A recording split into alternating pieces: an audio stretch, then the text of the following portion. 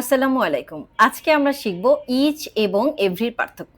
Each এবং every কিন্তু এক না। ইচ মানে হলো ওয়ান বাই ওয়ান ফোকাস, আর এভরি মানে হলো ইচ মানে হচ্ছে ওয়ান বাই ওয়ান ফোকাস, আর এভরি মানে হলো গ্রুপকে ফোকাস করা, একটা যে কোনো একটা গ্রুপকে ফোকাস করা। যদি আমি আরেকটু উদাহরণ দিয়ে বুঝাই, মনে করলাম যে একটা ক্লাসে ১০০ জন স্টুডেন্ট রয়েছে। এখন যদি আমি বলি যে each student will get the same opportunity, তাহলে কি হবে?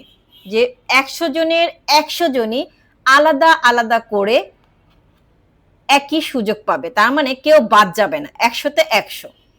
ইচ মানে কি তাহলে হলো এভরি সিঙ্গল পার্সন, রাইট? প্রত্যেকটা মানুষ।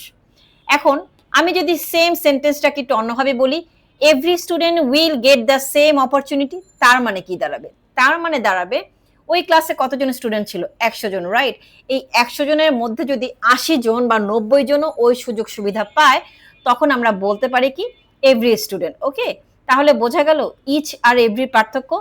ইচ মানে হচ্ছে ওয়ান বাই ওয়ান, প্রত্যেকে। এভরি মানে মানে একটা জায়গার যে কোনো একটা গ্রুপের মানুষকে, পুরো গ্রুপকে ফোকাস করা। ঠিক আছে?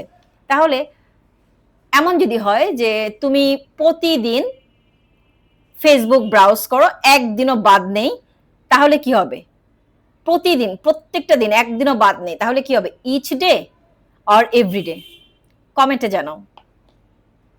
Thanks for watching. If you like this video, please like, comment and share. And don't forget to hit the bell icon for the upcoming videos.